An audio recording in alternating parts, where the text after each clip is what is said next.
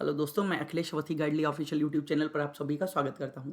तो दोस्तों, जैसे कि अभी करंट अफेयर्स की एक न्यूज़ थी हमारे सामने कि कैबिनेट ने एक ऑर्डिनेंस को अप्रूव कर दिया है। जो ऑर्डिनेंस ये बताता है कि जो हमारे देश के प्रधानमंत्री हैं, हमारे देश के जो केंद्रीय मंत्री हैं और जितने भी मंत्री हो, चाहे केंद्रीय मंत्री हों, चाहे वो राज्य मंत्री हों, और जितने भी सांसद हैं, उनकी सैलरी जो है वो 30% कट कर दी गई है। तो इसी न्यूज़ को आज हम विस्तार से जानेंगे दोस्तों।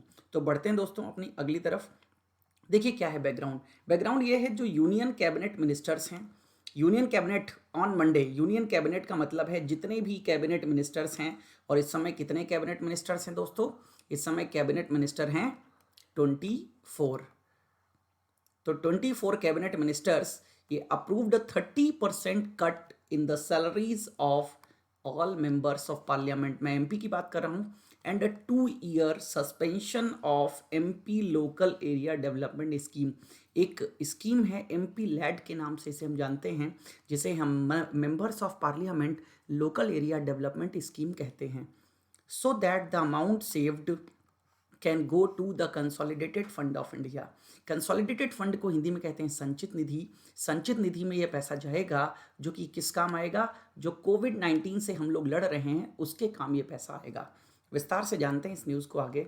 अब देखिए न्यूज़ क्या है। न्यूज़ आई, वो न्यूज़ ये आई, कंफर्मेशन दिया मिस्टर जावड़ेकर, जो कि देश के पर्यावरण मंत्री हैं, यूनियन मिनिस्टर ऑफ एनवायरनमेंट। इन्होंने कहा कि prime minister Narendra Modi approved an ordinance, एक ऑर्डिनेंस को उन्होंने अप्रूव किया है टू अमेंड, जो कि अमेंड करता है सैलरीज, वेतन, अलावेंसेस, भत्ते and pensions of members of parliament.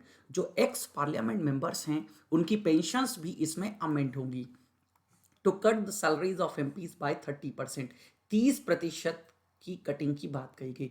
He sad, उन्होंने कहा, all MPs including the PM and his council of ministers. देखिए, जब हम काउंसिल्स ऑफ मिनिस्टर्स की बात करते हैं तो सभी प्रकार के मंत्री आ जाते हैं, और काउंसिल ऑफ मिनिस्टर्स में इस समय टोटल 58 मिनिस्टर्स हैं। 24 कैबिनेट मिनिस्टर्स हैं, 24 मिनिस्टर ऑफ स्टेट हैं, और 9 हैं minister of state independent charge. ये टोटल होता है 57, और एक क्योंकि प्रधानमंत्री मोदी को ऐड कर लीजिए तो ये 57 प्लस 1 पीएम मोदी, और ये टोटल हो जाता है 58। कितना हो जाता है टोटल दोस्तों? 58। तो ये टोटल काउंसिल ऑफ मिनिस्टर है। अगेन काउंसिल ऑफ मिनिस्टर ने क्या कहा कि हमारी 30% जो सैलरी है वो कट होगी। अब कब से? देखिए, सैलरी, ये जो पूरा हमारा फाइनेंशियल ईयर है ना, जो 1 मार्च 2020 से शुरू हुआ है, सॉरी 1 अप्रैल 2020 से, 1 अप्रैल 2020 से लेकर के 31 मार्च 2021 तक ये कटिंग होगी। और ये जो एमपी लैड फंड है ना, ये 2 वर्ष के लिए 2020-21 और 2021-22 इसमें नहीं मिलेगा। अब देखिए, एमपी लैड फंड मिला मुझे एक शब्द, एक कंसोलिडेटेड फंड मिला था, तो इनके बारे में हम और आगे जानते हैं।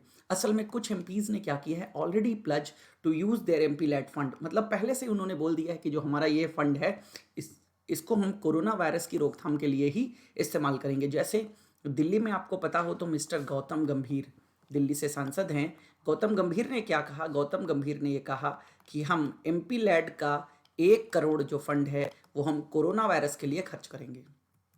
दोस्तों, ऑर्डिनेंस क्या होता है जानते हैं। देखिए, यहाँ एक शब्द मिला कि अप्रूव क्या हुआ है, ऑर्डिनेंस। तो ऑर्डिनेंस हिंदी में कहते हैं ऑर्डिनेंस को अध्यादेश। क्या बोलते हैं हिंदी में? अध्यादेश। अब दोस्तों देखिए, अध्यादेश क्या होता है। देखिए, जितने भी केंद्र के कानून हैं वो कहाँ पास होते हैं? वो दोस्तों पास होते हैं पार्लियामेंट में। लेकिन पार्लियामेंट में पास तो तभी होंगे जब पार्लियामेंट का सेशन चल रहा होगा। सेशन का मतलब है सत्र।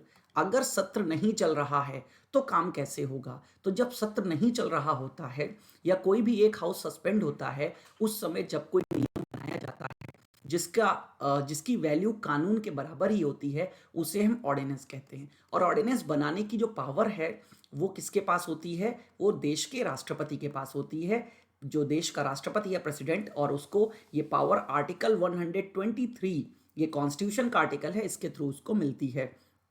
Again it hold the same force and effect as an act passed by the parliament. जितने भी पार्लियामेंट से एक्ट पास होते हैं उनके ही बराबर इसकी पावर होती है दोस्तों।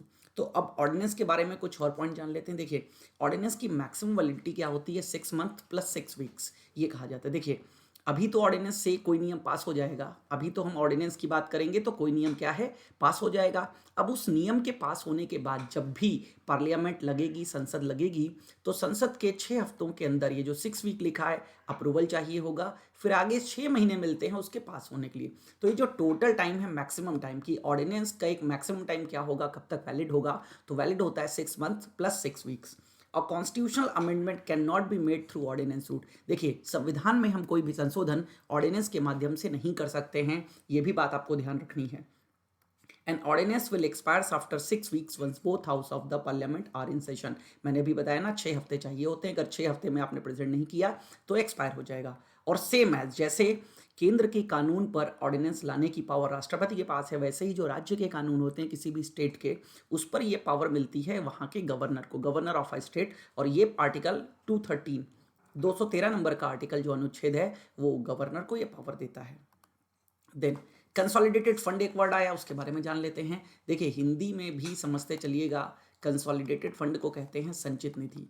क्या कहते हैं हम, संचित निधि कहते हैं। तो consolidated fund of India is the most important of all government accounts. देखिए, गवर्नमेंट के जितने भी फंड्स होते हैं, बहुत सारे फंड होते हैं गवर्नमेंट्स के, तो उन सभी फंड्स में सबसे ज़्यादा जो इंपॉर्टेंट होता है वो होता है कंसोलिडेटेड फंड। और इसका वर्णन कहाँ पे किया गया है, कहाँ पे बताया गया है इसके बारे में, आर्टिकल 266 सबसेक्शन 1 में बताया गया है। कहाँ पर, कॉन्स्टिट्यूशन के। तो जितना भी रेवेन्यू रिसीव्ड करती है गवर्नमेंट ऑफ इंडिया, चाहे वो डायरेक्ट टैक्सेस प्रत्यक्ष करों के माध्यम से हो, अप्रत्यक्ष करों के माध्यम से हो, चाहे मनी बोरो किया गया हो, चाहे लोन पर रिसिप्ट आई हो, लोन पर रिसिप्ट का मतलब इंटरेस्ट पेमेंट मिला हो हमें, तो इस तरीके का कोई भी पेमेंट अगर हमें मिलता है तो कहाँ आता है, कंसोलिडेटेड फंड में आता है।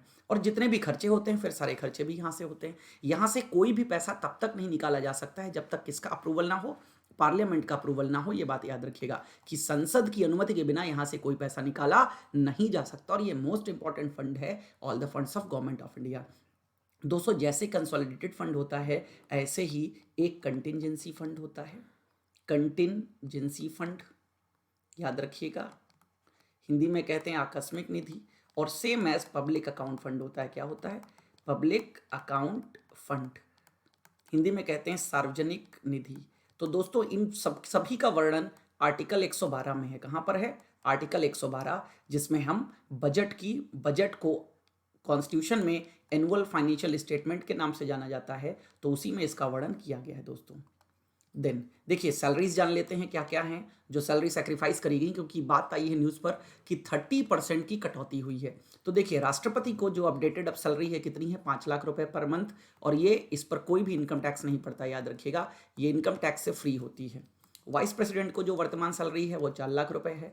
प्रधानमंत्री को कितनी सैलरी मिलती है, लगभग 2 लाख रुपए। क्योंकि ये गेन याद रखिएगा कि सैलरी के साथ साथ एडिशनल एमोलमेंट्स एंड अलावेंसेज, ये जो अन्य भत्ते वगैरह हैं, जो सुविधाएं हैं, वो भी इनको प्राप्त होती हैं। तो ये लगभग एक अमाउंट है 2 लाख रुपए। जितने भी स्टेट्स के गवर्नर हैं उनको 3,50,000 मिलता है। और जो यूटी के गवर्नर हैं, lieutenant governor of UT like as Delhi, उनको कितना मिलता है, 2,25,000 रुपए। और एमपीज को एक लगभग जो अमाउंट मिलता है वो कितना है, 1 लाख। इसके बाद अन्य भत्ते वगैरह भी मिलते हैं। तो यहाँ पर 30% कट किया गया इनकी सैलरीज में।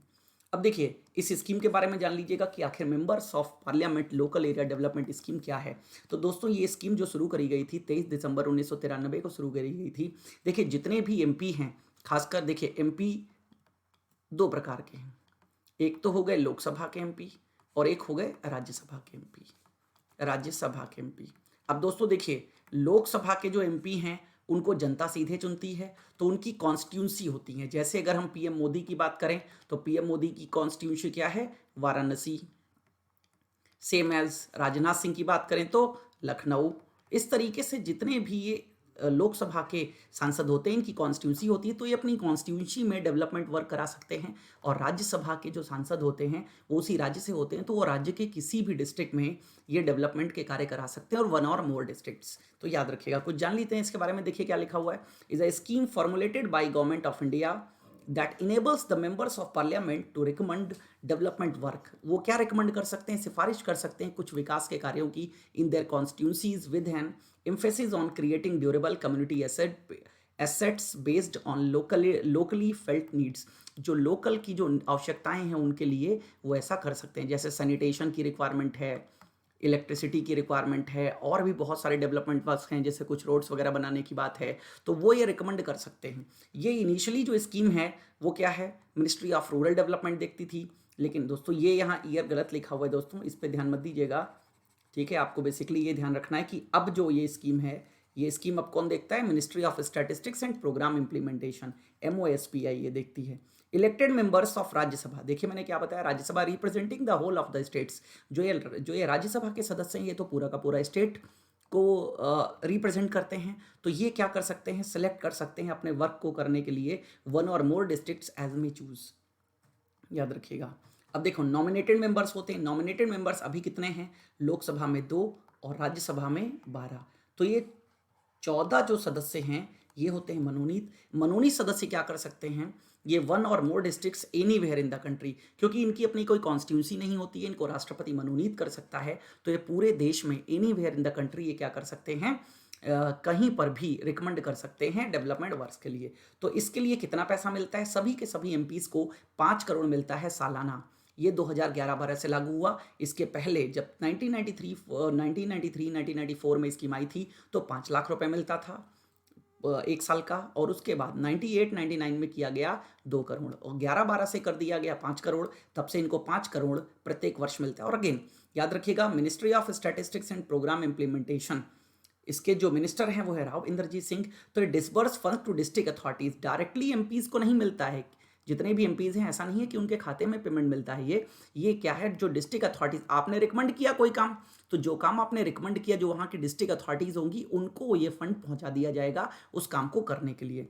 This annual entitlement is released conditionally in 2 instalments, 2 instalments होती हैं। अगेन 2.5 करोड़ की 2 इंस्टॉलमेंट में लगभग रिलीज कर दिया जाता है। और फंड्स और नॉन लैप्सेबल इन नेचर, मतलब किसका क्या हुआ, देखिए एक वित्तीय वर्ष में अगर पैसा नहीं खर्च हो पाया, पता चला एक सांसद ने जो रिकमेंडेशन थी वो सिर्फ 3 करोड़ की रिकमेंडेशन हो पाई, तो 2 करोड़ उसका एक साल का बच गया, तो ये लैप्स नहीं होगा, ये अगले साल में क्या हो जाएगा, कैरी फॉरवर्ड हो जाएगा। तो नॉन लैप्सेबल नेचर का ये फंड होता है। और याद रखिएगा, in case of non release in a particular year it is carry forward to the next year. मैंने क्या बताया, अगर एक साल मान लीजिए 2019-20 में किसी सांसद ने 3 करोड़ रुपए खर्च किए, तो अगले साल 2020-21 में क्या होगा, उसका 5 करोड़ प्लस 2 7 करोड़। ये एग्जाम्पल के तौर पे बता रहा हूँ, क्योंकि 2020-21 सस्पेंड हो चुका है, और 2020-21 और 2021-22 ये 2 वर्ष के लिए एमपी लैड को सस्पेंड कर दिया गया है।